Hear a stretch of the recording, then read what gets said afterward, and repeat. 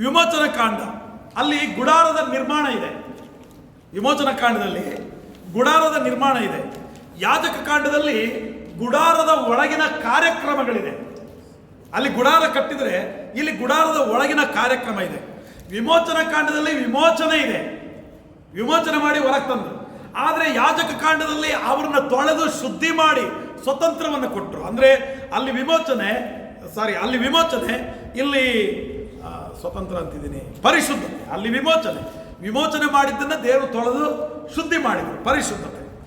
ವಿಮೋಚನ ಕಾಂಡದಲ್ಲಿ ಸ್ವಾತಂತ್ರ್ಯ, ಬಂಧನದಲ್ಲಿದ್ದವ್ರನ್ನ ಬಿಡುಗಡೆ ಮಾಡಿದರು, ಸ್ವಾತಂತ್ರ್ಯ. ಅದೇ ಯಾಜಕ ಕಾಂಡದಲ್ಲಿ ಸಮರ್ಪಣೆ. ನಮಗೆ ಸ್ವತಂತ್ರ ಆಯಿತು, ಈಗ ನಾವು ಏನಾಗಬೇಕಂದ್ರೆ ಸಮರ್ಪಿಸಲ್ಪಟ್ಟವರಾಗಬೇಕು. ಸ್ಪೀಡ್ ಆಯ್ತಾ? ಓಕೆ, ಅದು ನನಗೆ ಸ್ವಲ್ಪ ರೂಢಿ ಆಗಿಬಿಟ್ಟಿದ್ದೀನಿ. ಅಂದರೆ ಇಷ್ಟು ಮುಗಿಸ್ಬೇಕಂತ ಒಳಗಡೆ ಇರುತ್ತಲ್ಲ, ಆ ಟೈಮ್ ಒಳಗಡೆ. ಹಂಗಾಗಿ ಸ್ವಲ್ಪ ಇವಾಗ ಒಂದೇ ಭಾರತ್ ಬಂದಿತ್ತಲ್ಲ, ಹಂಗಾಗಿ ಮೊದಲು ಇಂಟರ್ಸಿಟಿ ಥರ ಇತ್ತು ನಂದು, ಇವಾಗ ಒಂದೇ ಭಾರತ್ ಥರ ಆಗಿತ್ತು. ಓಕೆ ಸರಿ, ನಾನು ಇನ್ನೊಂದ್ಸರಿ ಹೇಳ. ಗುಡಾರದ ನಿರ್ಮಾಣ ವಿಮೋಚನ ಕಾಂಡ. ನೀವು ಹಿಂಗೆ ಮಾಡ್ರಿ, ಬರ್ಕೊಳ್ಳುವಾಗ ವಿಮೋಚನ ಕಾಂಡ ಅಂತ ಒಂದು ಕಡೆ ಬರೀರಿ, ಯಾಜಕ ಕಾಂಡ ಅಂತ ಒಂದು ಕಡೆ ಬರೀರಿ. ಫಸ್ಟ್ ಹೇಳೋದನ್ನು ಇಲ್ಲಿ ಲಿಸ್ಟ್ ಮಾಡಿರಿ, ಸೆಕೆಂಡ್ ಹೇಳೋದನ್ನು ಇಲ್ಲಿ ಲಿಸ್ಟ್ ಮಾಡಿರಿ. ಇಲ್ಲ ಅಂದರೆ ಒಂದು ಕೆಲಸ ಮಾಡಿರಿ, ಇದನ್ನು ನಾನು ಗ್ರೂಪಲ್ಲಿ ಹಾಕ್ಬೋದು, ಅಷ್ಟು ಮಾಡಿ ಪುಣ್ಯ ಕಟ್ಕೊಳ್ರಿ, ಇದನ್ನು ಗ್ರೂಪಲ್ಲಿ ಹಾಕಿ.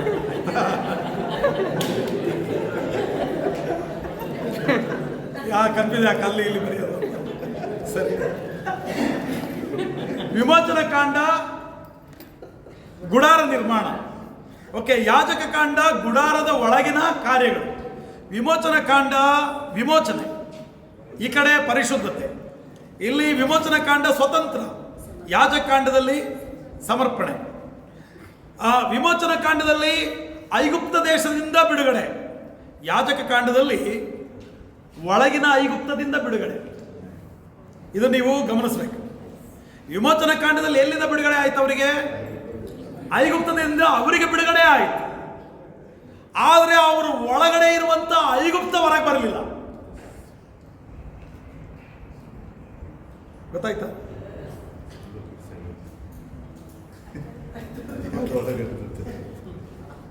ವಿಮೋಚನ ಕಾಂಡದಲ್ಲಿ ಐಗುಪ್ತದಿಂದ ಇವರು ಹೊರಗಡೆ ಬಂದರು, ಆದರೆ ಇವರೊಳಗಿರುವಂತ ಐಗುಪ್ತ ಹೊರಗೆ ಬಂದಿಲ್ಲ. ಈಗ ಉದಾಹರಣೆಗೆ ಹೇಳ್ತೀನಿ, ಮೋಶೆಗೆ ಏನಂದ್ರೆ ಅವರು ಅಲ್ಲೇ ಸೌತೆಕಾಯಿ ತಿನ್ಕೊಂಡು ಬದುಕ್ತಿದ್ವಿ ನಾವು, ಇಲ್ಲಿ ಕರ್ಕೊಂಡು ಬಂದಿ ನೀನು, ಸಾಯಿಸಕ್ಕೆ ಕರ್ಕೊಂಡು ಬಂದಿ ಏನೋ ಅಂದ್ರೆ ಐಗುಪ್ತನ ಇನ್ನೂ ನೆನಪು ಮಾಡ್ತದಾರ. ಅಲ್ಲಿ ಹೆಂಗೋ ಬಿಟ್ಟಿ ಬದುಕ್ತಾ ಇದ್ವಿ ನಾವು, ಇಲ್ಲಿ ಸಾಯಿಸ್ಬೇಕಂತಂದು ಏನು. ದೇವರು ಎಂಥ ಮಹಿಮೆಗಳನ್ನ ಮಾಡಿದ್ರು ಅಂದರೆ, ಇವರಿಗೆ ಮಾಂಸದ ಆಹಾರ ಕೊಟ್ಟರು, ಆಮೇಲೆ ಏನದು ಜೇನುತುಪ್ಪ ಸವರಿದ ದೋಸೆಯಂತಿರುವ ಮನ್ನವನ್ನು ಕೊಟ್ಟರು. ಬರೆ ಮನ್ನ ಅಂದರೆ ಅಷ್ಟು ವ್ಯಾಲ್ಯೂ ಬರೋದು. ಈಗ ಹೇಳಿದ್ದಲ್ಲ, ಈಗ ರುಚಿ ಬಂತು. ಜೇನುತುಪ್ಪ ಸವರಿದ ದೋಸೆ ಅಂತಿತ್ತಂತ ಅದರ ಟೇಸ್ಟ್. ಅಂದರೆ ಎಷ್ಟು ಬೆಸ್ಟ್ ಫುಡ್ ಕೊಟ್ಟರು ಅಂತ ನಾನು ಅದನ್ನು ಹೇಳ್ತಿದ್ದೀನಿ. ಅಲ್ಲಿ ಬಿಟ್ಟಿ ಬದುಕ್ತಾ ಇದ್ರು, ಇಲ್ಲಿ ಎಂಥ ಬೆಸ್ಟ್ ಫುಡ್. ಜಗಳ ಮಾಡ್ತಾರೆ ಮಾಂಸದ ಊಟಕ್ಕೆ, ಊಟ ಮಾಂಸದ ಊಟ ಇಲ್ಲ ಅಂತ ಜಗಳ ಮಾಡಿದ್ರೆ ಎಂಥ ಚೆನ್ನಾಗಿರಿ. ಲಾವಕ್ಕಿಗಳು ಕೈಗೆ ಸಿಗೋ ಅಷ್ಟು ಎತ್ತರದಲ್ಲಿ ಹಾರ ಥರ ದೇವರು ಮಾಡಿದ್ರು. ಅದು ಎಲ್ಲಿಗೆ? ದೇವದರ್ಶನ ಗುಡಾರದ ಸುತ್ತಲೂ ಹಾರೋ ಥರ ಮಾಡಿದರು. ಮಾಂಸದ ಊಟ ಮಾಡಿದರು. ನೀರು ಕಹಿ ಇದೆ ಅಂದರು, ಸಿಹಿ ನೀರು ಕೊಟ್ಟು. ಬಾಯಾರಿಕೆ ಇದೆ ಅಂದರು, ಬಂಡೆನ ಹೊಡೆದು ಸೀಳಿ ನೀರು ಬರಂಗೆ ಮಾಡಿದರು. ಇದು ಈ ಅದ್ಭುತಗಳು ನೋಡ್ತಿದ್ರೆ ಚರಿತ್ರೆಗೆ ಮೀರಿದಂಥ, ಮತ್ತೆ ಏನು ಪರಿಸರಕ್ಕೆ ವಾತಾವರಣಕ್ಕೆ ಆಲೋಚನೆ ಮಾಡದೇ ಇರುವಂಥ ಅದ್ಭುತಗಳಿವೆ. ಇಂಥ ಅದ್ಭುತ ಮಹಿಮೆಗಳನ್ನು ಮಾಡಿದರೂ ಸಹ ಇದನ್ನೆಲ್ಲ ಯಾಕೆ ಮಾಡಿದರು? ಅವರ ಒಳಗಡೆ ಒಂದು ಏನೋ ಒಳಗಡೆ ಐಗುಪ್ತ ಇದೆಯಲ್ಲ, ಆ ಐಗುಪ್ತ ಬಿಡುಗಡೆಯಾಗಿ ಹೊರಗಡೆ ಬರಬೇಕವರು. ಆದರೆ ಇವರು ಇಷ್ಟೆಲ್ಲ ಮಿರಾಕಲ್ ಆದರೂ ಕೂಡ ಇವ್ರು ಹೇಳಿದ ಮಾತು, ನಾವು ಅಲ್ಲೇ ಹೆಂಗೋ ಚೆನ್ನಾಗಿದ್ವಿ, ಅಲ್ಲೇ ಹೆಂಗೋ ಬದುಕ್ತಾ ಇದ್ವಿ, ಅಲ್ಲೇ ಹೆಂಗೋ ತಿನ್ಕೊಂಡಿರ್ತಿದ್ವಿ ನಾವು, ನೀನೇನು ಹಿಂಗೆ ಮಾಡ್ದಲ್ಲ ನಮಗೆ ಅಂತ ಗುಣಗ್ಲಿಕ್ಕೆ ಸ್ಟಾರ್ಟ್ ಮಾಡಿದ್ರು. ಅಂದರೆ ಈಜಿಪ್ಟಿಂದ ಹೊರಗಡೆ ಬಂದರು, ಅವ್ರ ಒಳಗಡೆ ಇರುವಂಥ ಈಜಿಪ್ಟ್ ಹೊರಗೆ ಬರಲಿಲ್ಲ. ಅವ್ರ ಒಳಗಡೆ ಇರುವಂಥ ಈಜಿಪ್ಟ್ನ ಹೊರಗೆ ತರಬೇಕಲ್ಲ, ಅದಕ್ಕೆ ಯಾಜಕ ಕಾಂಡ 58 ಅಧ್ಯಾಯಗಳ ಪುಸ್ತಕವನ್ನು ನಾನು ಹೇಳ್ತಾ ಇದ್ದೀನಿ. ಈಗ 58 ಅಧ್ಯಾಯಗಳ ಸುದೀರ್ಘವಾದ ಉಪದೇಶ ಇವರಿಗೆ ಯಾಕೆ ಬೇಕಾಗಿತ್ತು ನೋಡ್ರಿ. ಇಡೀ ಅವನು ಮೋಶ ಬರೆದಂಥ ಎಲ್ಲ ಗ್ರಂಥಗಳು ಆದಿಕಾಂಡದಿಂದ ಹಿಡಿದು ಧರ್ಮೋಪದೇಶ ಕಾಂಡದವರೆಗೂ ದೊಡ್ಡ ಪುಸ್ತಕ, ಬಹಳಷ್ಟು ಆದ್ಯತೆ ಕೊಟ್ಟಂಥ ವಿಚಾರ ಯಾವುದಕ್ಕಪ್ಪ ಅಂದರೆ ಯಾಜಕ ಕಾಂಡಕ್ಕೆ. 58 ಅಧ್ಯಾಯಗಳನ್ನು ಮಾತಾಡ್ತಾನೆ. ಹಿಂಗೆ ಮಾಡ್ರಿ, ಹಿಂಗಿರ್ರಿ, ಹಿಂಗೆ ಬಿಡ್ರಿ. ಯಾಕಪ್ಪ ಅಂದರೆ ಒಳಗಿರುವಂಥ ಐಗುಪ್ತ ಹೊರಗೆ ಬರಬೇಕು. ಆಮೇಲೆ ವಿಮೋಚನ ಕಾಂಡ ಒಂದೇ ದಿವಸ ರೀ, ವಿಮೋಚನೆ ಆಗಿದ್ದು ಒಂದೇ ದಿವಸ. ರಾಜನ ಹತ್ರ ಹೋದ, ಮಾತಾಡ್ದ, ಬಿಡಲ್ಲ ಅಂತ ಹೇಳ್ದ. ಮೇಲೆ ಮೇಲೆ ಮೇಲೆ ಮೇಲೆ ಉಪದ್ರವಗಳು ಬಂತು. ಆಮೇಲೆ ಉಪದ್ರವಗಳಿಂದ ತಾಳ್ಲಾರ್ದೆ ಏನು ಹೇಳ್ದ, ಸರಿ ಹೋಗಪ್ಪ ಅಂದ. ಅಲ್ಲಿಗೂ ಅವನು ಏನು ಹೇಳ್ತಾನೆ, ಅಲ್ಲಿಗೂ ಒಂದು ರಿಕ್ವೆಸ್ಟ್ ಇಟ್ಟ, ಹೆಣ್ಮಕ್ಳನ್ನ ಬಿಟ್ಟು ಹೋಗಪ್ಪ ಇರಲಿ ಅಂದ. ಆಗಲ್ಲಂದ ಮೋಶೆ. ಹೋಗ್ಲಿ ವಯಸ್ಸಾದವ್ರನ್ನಾದ್ರೂ ಬಿಟ್ಟು ಹೋಗಪ್ಪ, ನೀವು ಹೋಗ್ರಿ ವಯಸ್ಸಾದವ್ರು ಇರಲಿ, ಆಗಲ್ಲಂದ್ರಿ ಅವ್ರು. ನಮ್ಮ ಆಡು ಭಾಷೆಯಲ್ಲಿ ಹೇಳ್ಬೇಕಂದ್ರೆ ನಾವು ಸಾಕಿರೋ ಒಂದು ಕೋಳಿ ಮರಿನೂ ಬಿಟ್ಟು ಹೋಗಲ್ಲ ಅಂದ.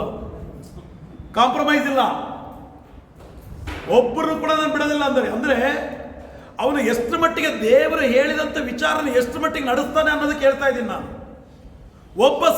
ಒಂದು ಸಣ್ಣ ಕೂಸನ್ನು ಕೂಡ ಅಲ್ಲಿ ಬಿಡಲಿಲ್ಲ. ಹೋಗುವಾಗ ಕೆಲವರು ಹೇಳ್ತಾರಂತೆ, ಮೋಸೆ ಹಿಟ್ಟು ಕಲಸಿಟ್ಟಿದ್ವಿ ಅಂದ್ರೆ ಅಂತೀವಿ, ತಗೊಂಬರ್ರಿ ಅಂದಂತೀವಿ. ನೀವು ಹಿಟ್ಟು ತಗೊಂಬರ್ರಿ, ಹಿಟ್ಟು ತಗೊಂಬರ್ರಿ, ದಾಟಿದ ಮೇಲೆ ರೊಟ್ಟಿ ಮಾಡೋಣ ಅಂದ್ರೆ ಅವರು.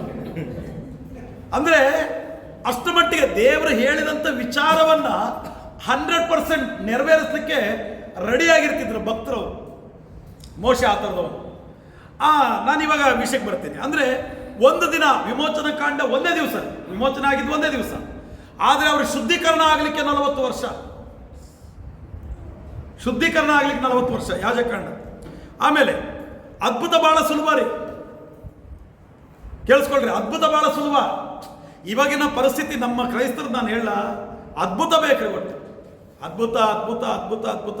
ಇವಾಗಲೂ ನೋಡ್ರಿ, ಆ ಮೀಟಿಂಗ್ಗಳು ನೋಡ್ರಿ, ಸ್ವಸ್ಥತೆ ಕೂಟ, ಆಮೇಲೆ ಮಿರಾಕಲ್ ಮೀಟಿಂಗ್ಸ್, ಉಜ್ಜೀವನ ಕೂಟ ಇರ್ಲಿ ಬಿಡಿ, ಏನೋ ವಾಕ್ಯ ಇರುತ್ತೆ ಕೇಳ್ತೀವಿ, ಉಜ್ಜೀವನ ಹೊಂದ್ತೀವಿ, ಹೀಲಿಂಗ್ ಅಂಡ್ ಡೆಲಿವರೆನ್ಸ್. ಇದು ಯಾಕೆ ಈ ಪೋಸ್ಟ್ಗಳಲ್ಲಿ ಯಾಕೆ ಹಿಂಗೆ ಕೊಡ್ತಾರೆ ಅಂದರೆ, ಈ ತರ ಕೊಟ್ಟರೆ ಜನ ಸೇರ್ತಾರೆ, ಈ ತರ ಕೊಟ್ಟರೆ ಸೇರ್ತಾರೆ ಜನ. ಈ ತರ ಕೊಟ್ಟಿಲ್ಲ ಅಂದ್ರೆ ಜನ ಸೇರಲ್ಲ. ಮಿರಾಕಲ್ ಬಗ್ಗೆ ಮಾತಾಡಿಲ್ಲ ಅಂದ್ರೆ ಜನ ಸೇರಲ್ಲ. ಅಂದ್ರೆ ಕ್ರೈಸ್ತರಿಗೂ ಕೂಡ ಏನ್ ಬೇಕಾಗಿದೆ, ಮಿರಾಕಲ್ ಬೇಕಾಗಿದೆ. ನಾನಿವತ್ತು ಹೇಳ, ಮಿರಾಕಲ್ ದೇವರು ಸುಲಭವಾಗಿ ಮಾಡ್ತಾರೆ, ದೇವರಿಗೆ ಅದು ಕಷ್ಟ ಅಲ್ಲ. ಮಿರಾಕಲ್ ಆಗೋದು ಕಷ್ಟ ಅಲ್ವೇ ಅಲ್ಲ, ಸುಲಭವಾಗಿ ಮಿರಾಕಲ್ ಆಗತ್ತೆ. ಆದರೆ ಮಿರಾಕಲ್ ಆದ ನಂತರ ನಾವು ಜೀವಿಸುವ ಜೀವಿತ ಇದೆಯಲ್ಲ, ಅದು ಕಷ್ಟ. Miracle easy. ನನಗೆ ಏನೋ ಒಂದು ಅದ್ಭುತ ಆಯ್ತು, ದೇವರೇ ನನ್ನ ಕಾಪಾಡಪ್ಪ, ಜೀವಿತ ಕಾಲದವರೆಗೂ ನಿನಗಾಗಿ ನಾನು ಜೀವಿಸ್ತೀನಿ ಅಂತ ಮಾತು ಕೊಡ್ತೀನಿ. ಅದ್ಭುತ ಸುಲಭವಾಗಿ ಸಿಕ್ತು ನನಗೆ, ಅದಕ್ಕೆ ನಾನು ಮಾತು ಕೊಟ್ಟೆ. ಕೊಟ್ಟ ಮಾತನ್ನು ನಾನು ಸಾಯುವವರೆಗೂ ಪಾಲಿಸ್ಬೇಕಲ್ಲ, ಅದು ಕಷ್ಟ. ವಿಮೋಚನೆ ಸುಲಭ, ಆದರೆ ಆತ್ಮಿಕವಾದ ಜೀವಿತ ಕಷ್ಟ. ಆ ಆತ್ಮಿಕವಾದ ಜೀವಿತನ ಯಾಜಕಾಂಡ. ಹಿಂಗೆ ಮಾಡ್ರಿ, ಹಿಂಗಿರ್ರಿ ಅಂತಂದ್ರಲ್ಲ, ಅದೇ ಆತ್ಮಿಕ ಜೀವಿತ. ವಿಮೋಚನ ಕಾಂಡ ಪಾಪದ ಬಿಡುಗಡೆ ರೀ. ವಿಮೋಚನ ಕಾಂಡ ಪಾಪದ ಬಿಡುಗಡೆ. ಅದೇ ಯಾಜಕಾಂಡ ಬಂದಾಗ ಯೋಚನೆಗಳಲ್ಲಿ ಮಾಡುವ ಪಾಪದ ಬಿಡುಗಡೆ. ಈಗ ನಮಗೆಲ್ಲರಿಗೂ ಪಾಪದಿಂದ ಬಿಡುಗಡೆ ಆಗಿದೆಯಾ? ಆಗಿದೆಯಾ? ಇಲ್ಲ. ಪಾಪದಿಂದ ದೂರ ಇದ್ದೀವಿ. ನಾವು ಕೊಲೆ ಮಾಡ್ತೀವಾ? ಇಲ್ಲ. ಸುಳ್ಳು ಹೇಳ್ತೀವಾ? ಇದು ಧೈರ್ಯನೇ ಸಾಕಾಗೋದು. ನಾನು ಯಾಕೆ ಇಷ್ಟ ಹೇಳ್ತಿದ್ದಾರೆ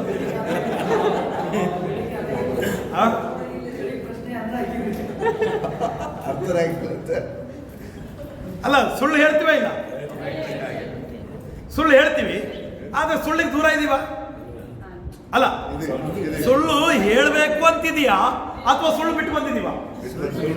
ನಾ ಹೇಳಿದ್ವಿ, ಕ್ಲಿಯರ್ ಆಯ್ತಾ? ಈಗ ಸುಳ್ಳನ್ನ ಬಿಟ್ಟು ಬಂದಿದೀವಾ ಇಲ್ಲ ಸುಳ್ಳಿನ ಜೊತೆಯಲ್ಲೇ ನಾವಿದೀವ? ಸುಳ್ಳು ಬಿಟ್ಟು ಬಂದಿದ್ದೀವಿ. ಈಗ ಪಾಯಿಂಟಿಗೆ ಬಂದ್ರಿ. ಸುಳ್ಳು ಬಿಟ್ಟಿದೀವಿ, ನಾವು ಪಾಪ ಬಿಟ್ಟಿದೀವಿ, ವ್ಯಭಿಚಾರ ಬಿಟ್ಟಿದೀವಿ, ಕೆಟ್ಟ ಮಾತು ಬಿಟ್ಟಿದೀವಿ, ಮೋಸ ಬಿಟ್ಟಿದೀವಿ, ವಂಚನೆಗಳನ್ನು ಬಿಟ್ಟಿದೀವಿ, ದ್ವೇಷ ಬಿಟ್ಟಿದೀವಿ ಅಲ್ಲ, ಇದೆಲ್ಲವನ್ನು ಬಿಟ್ಟಿದೀವಲ್ಲ.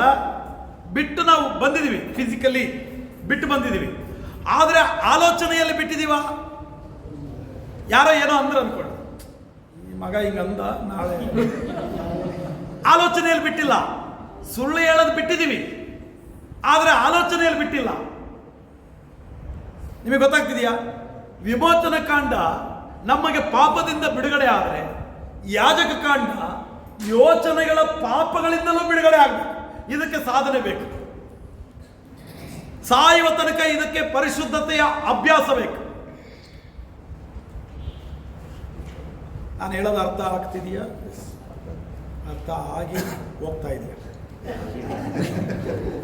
ಅರ್ಥ ಆಗ್ತಿದೆ ಅಂದ್ರೆ ಇಲ್ಲಿದೆ ಅಂತ, ಅರ್ಥ ಆಗಿ ಹೋಗ್ತಿದೆ ಅಂದ್ರೆ ಈಗ ಬಂದು ಈಗ ಮತ್ತೆ ವಾಪಸ್ ಹೋಗಿತ್ತಂತ ಮತ್ತೆ ಹುಡುಕಾಡ್ಕೊಂಡ್ ಬರ್ಬೇಕು. ಈಗ ಅರ್ಥ ಆಗ್ತಿದೆಯಲ್ಲ? ಯೋಚನೆಗಳ ಪಾಪ ಬೇರೆ. ಅಂದ್ರೆ ಮನುಷ್ಯರು ಏನಾಗಿದ್ದಾರೆ ಅಂದ್ರೆ ಪಾಪ ಬಿಟ್ಟಿದ್ದಾರೆ, ಹೇಳ್ಕೊಳಕ್ ನಿಜ ಬಿಟ್ಟಿದೀವಿ ನಾವು. ಒಪ್ತೀರಾ? ನಿಜ ಬಿಟ್ಟಿದೀವಿ ನಾವು, ಒಡೆದಾಡಲ್ಲ, ಸುಳ್ಳು ಬಿಟ್ಟಿದ್ದೀವಿ, ಎಲ್ಲ ಬಿಟ್ಟಿದ್ದೀವಿ. ಆದರೆ ಯೋಚನೆಗಳಲ್ಲಿ, ಹೃದಯಗಳಲ್ಲಿ ಅವಾಗವಾಗ ಏನಾಗುತ್ತೆ? ದ್ವೇಷ ಹುಟ್ಟುತ್ತೆ, ಅವಾಗವಾಗ ಕೋಪ ಬರುತ್ತೆ, ಅವಾಗವಾಗ ಉದ್ವೇಗ ಬರುತ್ತೆ, ಅವಾಗವಾಗ ಒಡೆಯನ ಅಂತ ಅನ್ಸುತ್ತೆ ನಮಗೆ. ಬಿಟ್ಟು ಬಂದಿದ್ದನ್ನ ಹೃದಯದಲ್ಲಿ ಏನಾಗ್ತಿದೆ? ಮತ್ತೆ ರೀಕ್ರಿಯೇಟ್ ಆಗ್ತದೆ. ಇದು ಶುದ್ಧಿ ಆಗ್ಬೇಕಂದ್ರೆ ಅದಕ್ಕೆ ಹೇಳೋದು, ತೊಳೆಯಲ್ಪಡಬೇಕು. ಪ್ರತಿ ದಿವಸ ನಾವೇನಾಗಬೇಕು? ತೊಳೆಯಲ್ಪಡಬೇಕು. ಆಮೇಲೆ 432 ವರ್ಷದ ಚರಿತ್ರೆ ಯಾವುದು? ವಿಮೋಚನ ಕಾಂಡ. 432 ವರ್ಷಗಳ ಚರಿತ್ರೆ ವಿಮೋಚನ ಕಾಂಡ. ಯಾಜಕ ಕಾಂಡ ಕೇವಲ 30 ದಿವಸದಲ್ಲಿ ಕೊಟ್ಟಂತ ಆದೇಶ ಯಾಜಕ ಕಾಂಡ. 432 ವರ್ಷಗಳ ತನಕ ಹಿಂಗ್ ಬಂದ್ರು, ಅಲ್ಲಿ ಬಿದ್ರು, ಇದಾಯ್ತು, ಅದಾಯ್ತು, ಏನೇನೆಲ್ಲ ದೊಡ್ಡ ಚರಿತ್ರೆಗಳು. ಕೇವಲ 30 ದಿವಸದಲ್ಲಿ ದೇವರು ಕೊಟ್ಟಂತ ಆದೇಶ ಆ ಎಲ್ಲ 432 ವರ್ಷಗಳ ಎಲ್ಲ ಪಾಪ ತಡೆಗಳನ್ನ ತೊಳೆಯುವಂತ ಶಕ್ತಿ 30 ದಿನದ ಉಪದೇಶಕ್ಕಿದೆ. ಈಗ ವಿಮೋಚನ ಕಾಂಡ ಒಂದೇ ಸಾರಿ ರಕ್ಷಣೆ. ವಿಮೋಚನ ಕಾಂಡದ ಆತ್ಮಿಕವಾದ ಅರ್ಥ ನಾನು ಹೇಳ್ತೀನಿ, ಒಂದೇ ಸಾರಿ ರಕ್ಷಣೆ. ಆದರೆ ಯಾಜಕ ಕಾಂಡ ಜೀವಿತ ಕಾಲದವರೆಗೂ ಶುದ್ಧೀಕರಣ. ನಾವು ಒಂದೇ ಸಾರಿ ರಕ್ಷಣೆ ಹೊಂದಿದ್ದೀವಿ. ಯಾವಾಗ ಪಾಪದ ಪಾಲಿಗಾಗಿ ನನ್ನನ್ನು ಕ್ಷಮಿಸು, ನನ್ನನ್ನು ಶುದ್ಧೀಕರಿಸು ಅಂತ ನಮ್ಮನ್ನು ನಾವು ದೇವರಿಗೆ ಒಪ್ಪಿಸಿಕೊಟ್ಟವಲ್ಲ, ನಮಗೆ ರಕ್ಷಣೆ ಆಯ್ತು. ಕೊಟ್ಟ ಗಿಫ್ಟ್ನ ಯಾರು ವಾಪಸ್ ಪಡೆಯಲ್ಲ. ಕೊಟ್ಟಿದ್ದ ಗಿಫ್ಟ್, ನಾನು ಬಾಲದ ಬರ್ತಡೇ ಇದ್ರೆ ಏನಾದರೂ ಒಂದು ಗಿಫ್ಟ್ ಕೊಟ್ಟನಪ್ಪ ಅಂದರೆ, ನಾನು ಹೋದ ವರ್ಷ ಕೊಟ್ಟಿದ್ನಲ್ಲ ನನಗೆ ಕೊಡು, ನನಗೆ ಭಾಳ ಕಷ್ಟ ಐತಿ, ಸಾಧ್ಯನೇ ಇಲ್ಲ. ಅದು ಒಂದು ಸಾರಿ ಗಿಫ್ಟ್ ಅಂತ ಕೊಟ್ಟೆ ಅಂದರೆ ಏನಾಗಿಲ್ಲ, ವಾಪಸ್ ಪಡೆಯಂಗಿಲ್ಲ. ರಕ್ಷಣೆಯ ಉಡುಗೊರೆ ಇದೆಯಲ್ಲ, ರಕ್ಷಣೆಯ ಸೌಭಾಗ್ಯ ದೇವರು ನಮಗೆ ಕೊಟ್ಟು ಬಿಟ್ಟಿದ್ದಾರೆ, ಮತ್ತೆ ಅದು ವಾಪಸ್ ಇಸ್ಕೊಳ್ಳಲ್ಲ. ಆದರೆ ಇಲ್ಲಿ ಕೇಳಿಸ್ಕೊಳ್ರಿ, ಆದರೆ ಆ ರಕ್ಷಣೆಯನ್ನು ನಿತ್ಯವೂ ಕಾಪಾಡಿಕೊಳ್ಬೇಕು. ಅದಕ್ಕೆ ವಾಕ್ಯ ಹೇಳುತ್ತೆ, ಕಡೆಯವರೆಗೂ ತಾಳಿಕೊಳ್ಳುವವನು ರಕ್ಷಣೆ ಹೊಂದುವನು. ರಕ್ಷಣೆ ಇದೆ, ಅದನ್ನು ಕಡೆಯವರೆಗೂ ತಾಳ್ಕೊಳ್ಬೇಕು, ಶುದ್ಧೀಕರಣ ಆಗಬೇಕು. ಒಂದೇ ಸಾರಿ ರಕ್ಷಣೆ, ಜೀವಿತ ಕಾಲದವರೆಗೂ ಶುದ್ಧೀಕರಣ. ವಿಮೋಚನ ಕಾಂಡ ನೀತಿವಂತರಾಗಿ ಎಣಿಸಲ್ಪಡುವುದು ವಿಮೋಚನ ಕಾಂಡರಿ. ನೀತಿವಂತನು ಅಂದ್ರಷ್ಟೇ. ಆದರೆ ಯಾಜಕಾಂಡ ನೀತಿವಂತರಾಗಿ ಮಾಡುವಂತ ಪ್ರಕ್ರಿಯೆ ಯಾಜಕ ಕಾಂಡ. ನೀತಿವಂತನು ಅನ್ನೋದು ವಿಮೋಚನ ಕಾಂಡ. ಆದರೆ ನೀತಿವಂತರಾಗಿ ಮಾಡುವ ಪ್ರಕ್ರಿಯೆ ಇದೆಯಲ್ಲ, ಅದು ಯಾಜಕ ಕಾಂಡ. ಈಗ ನಿಮ್ಮ ಮಗಳೋ ನಿಮ್ಮ ಮಗನೋ ಹುಟ್ಟಿ ಇನ್ನು ಸ್ಕೂಲಿಗೆ ಹೋಗುವಂಥ ಟೈಮ್ ಬಂದಾಗ ನಿಮಗೊಂದು ಕನಸು, ಅವನ ಒಳಗಡೆ ಒಬ್ಬ ಡಾಕ್ಟ್ರನ್ನ ನೋಡ್ತೀರ, ಅವನ ಒಳಗಡೆ ಒಬ್ಬ ಇಂಜಿನಿಯರ್ನ ನೋಡ್ತೀರ. ಈಗ ನಿಮ್ಮ ಲೆಕ್ಕಕ್ಕೆ ಅವನು ಆಲ್ರೆಡಿ ಇಂಜಿನಿಯರ್. ಆದರೆ ಇಂಜಿನಿಯರ್ ಆಗಬೇಕಂದ್ರೆ ನೀನು ಕನಸು ಕಂಡಷ್ಟು ಸುಲಭ ಆಗಲ್ಲ. ಅಷ್ಟು ವರ್ಷಗಳವರೆಗೂ ಓದಬೇಕಲ್ಲ. ನೀತಿವಂತನು ಅಂದರು ದೇವರು, ನೀನು ನೀತಿವಂತನು ಅಂದರು. ಆದರೆ ಆ ನೀತಿಯನ್ನು ಕಾಪಾಡಿಕೊಳ್ಳುವ ಪ್ರಕ್ರಿಯೆ ಅದು ಯಾಜಕಕಾಂಡ. ಮತ್ತೆ ಈ ವಿಮೋಚನ ಕಾಂಡ ಇದೆಯಲ್ಲ, ಒಂದು ಕಲ್ಲು ಕೈಗೆ ತಗೊಂಡಂಗಿರುತ್ತೆ, ಒಂದು ಕಲ್ಲು ಕೈಗೆ ತಗೊಂಡಂಗಿರುತ್ತೆ. ಯಾಜಕ ಕಾಂಡ ಆ ಕಲ್ಲನ್ನು ಕೆತ್ತಿ ಗೊಂಬೆ ಮಾಡ್ದಂಗಿರುತ್ತೆ. ಇದಪ್ಪ ಇದೇ ಕಲ್ಲು, ನೀನು ಗೊಂಬೆ ಮಾಡಬೇಕಾಗಿರೋ ಕಲ್ಲಿದೆ ಅನ್ನಂಗಿರುತ್ತೆ. ಆದರೆ ಯಾಜಕಾಂಡ ಇದೆಯಲ್ಲ, ಅದನ್ನು ಗೊಂಬೆಯಾಗಿ ತಯಾರು ಮಾಡುವಂಥ ಪುಸ್ತಕ ಯಾಜಕಾಂಡ. ಆಮೇಲೆ ವಿಮೋಚನ ಕಾಂಡ ಆಹ್ವಾನ, ಬರಪ್ಪ ಹೊರಗೆ ಬಂದ್ಬಿಡು, ಅಲ್ಲಿರೋದು ಬೇಡ ಬರ್ರಿ ಅಂತ ದೇವರು ಕರೆದಂಥ ಆಹ್ವಾನ. ಆದರೆ ಯಾಜಕಾಂಡ ಇದೆಯಲ್ಲ, ಆಹ್ವಾನ ಮಾಡಲ್ಪಟ್ಟ ನಿನಗೆ ಉಪದೇಶ. ಯಾರ ಹತ್ರ ಆಹ್ವಾನ ಮಾಡಲ್ಪಟ್ಟಿದೆಯೋ ಅವನ ಹತ್ರ ನೀನು ಹೆಂಗಿರ್ಬೇಕು, ಹೆಂಗೆ ನಡ್ಕೋಬೇಕು, ಹೆಂಗೆ ಜೀವಿಸ್ಬೇಕು. ನಿನ್ನನ್ನು ಕರೆದವನು ಯಾರು, ನಿನ್ನನ್ನು ಕರೆದಾತನ ಮೌಲ್ಯ ನಿನಗೆ ಗೊತ್ತಿದೆಯೇನು? ಯಾರ ಕರೆದದ್ದು ನಿನಗೆ, ಯಾರ ಹತ್ರ ಇದೆಯಾ, ಯಾರ ಸನ್ನಿಧಾನದಲ್ಲಿದೆಯಾ, ಯಾರ ಕೆಲಸ ಮಾಡ್ತಿದೆಯಾ? ಇದು ಯಾಜಕ ಕಾಂಡ. ವಿಮೋಚನ ಕಾಂಡ, ಆ ವಿಮೋಚನ ಕಾಂಡಕ್ಕೆ ಹೀರೋ ಯಾರು? ವಿಮೋಚನ ಕಾಂಡಕ್ಕೆ ಹೀರೋ ಯಾರು? ಮೋಶೆ. ಯಾಜಕ ಕಾಂಡಕ್ಕೆ ಹೀರೋ ಯಾರು? ಬರೆದದ್ದು ಮೋಶೆ ಆಗಿರ್ಬೋದು, ಆದರೆ ಹೀರೋ ಆರೋನ್. ಆರೋನ್. ಆಮೇಲೆ ವಿಮೋಚನ ಕಾಂಡ, ಲಾಸ್ಟ್ ಇದೊಂದು ಹೇಳಿ ನಾನು ನಿಲ್ಲಿಸ್ತೀನಿ. ವಿಮೋಚನ ಕಾಂಡ ಎಲ್ಲಿ ಆರಾಧನೆ ಮಾಡಬೇಕಂತ ಹೇಳುತ್ತೆ. ವಿಮೋಚನ ಕಾಂಡ ಎಲ್ಲಿ ಆರಾಧನೆ ಮಾಡಬೇಕಂತ ಹೇಳುತ್ತೆ. ಯಾಜಕ ಕಾಂಡ ಹೇಗೆ ಆರಾಧನೆ ಮಾಡಬೇಕಂತ ಹೇಳುತ್ತೆ. ವಿಮೋಚನ ಕಾಂಡ ಎಲ್ಲಿ ಮಾಡಬೇಕು? ಈಗ ದೇವದರ್ಶನ ಗುಡಾರ ಕಟ್ಟಿದೀವಲ್ಲ, ಇಲ್ಲಿ ಬರ್ರಿ, ಹಿಂಗ್ ಮಾಡ್ರಿ, ಹಿಂಗ್ ಈ ಪದ್ಧತಿಗಳನ್ನೆಲ್ಲ ಇಟ್ಟಿದೀವಲ್ಲ. ಆದರೆ ಯಾಜಕಾಂಡ ಹಂಗಲ್ಲ. ನೀವು ಹೋಗುವಾಗ ಶುದ್ಧವಾಗಿ ಹೋಗ್ರಿ, ನಿಮ್ಮನ್ನು ಶುದ್ಧೀಕರಣ ಮಾಡ್ಕೊಳ್ರಿ, ಗಂಗಾಳದಲ್ಲಿ ಕಾಲು ತೊಳ್ಕೊಳ್ರಿ, ಒಳಗಡೆ ಹೋದಾಗ ಧೂಪ ಹಾಕ್ರಿ. ಅಂದ್ರೆ ನೀನು ಎಲ್ಲಿ ಆರಾಧನೆ ಮಾಡ್ಬೇಕಂತ ವಿಮೋಚನ ಕಾಂಡ ಹೇಳಿದ್ರೆ, ನೀನು ಹೇಗೆ ಆರಾಧನೆ ಮಾಡ್ಬೇಕಂತ ಯಾಜಕ ಕಾಂಡ ಹೇಳುತ್ತೆ. ನೀನು ಎಲ್ಲೇ ಆರಾಧನೆ ಮಾಡ್ಬೇಕು ನಮಗೆಲ್ಲ ಗೊತ್ತು. ದೇವಾಲಯದಲ್ಲಿ ನಾವು ಆರಾಧನೆ ಮಾಡಬೇಕು. ಹೇಗೆ ಆರಾಧನೆ ಮಾಡಬೇಕು ಇಲ್ಲಿ ವಿಷಯ. ಹೇಗೆ ಆರಾಧನೆ ಮಾಡಬೇಕು? ಮನಸ್ಸು ಮುರಿಯಲ್ಪಟ್ಟು, ಜಜ್ಜಲ್ಪಟ್ಟು, ನಾವು ತೊಳೆಯಲ್ಪಟ್ಟು, ಶುದ್ಧರಾಗಿ ಕರ್ತನ ಪಾದ ಸನ್ನಿಧಾನದಲ್ಲಿ ಹೃದಯಾಂತರಾಳದಿಂದ ದೇವರನ್ನು ನಾವು ಆರಾಧಿಸಬೇಕು.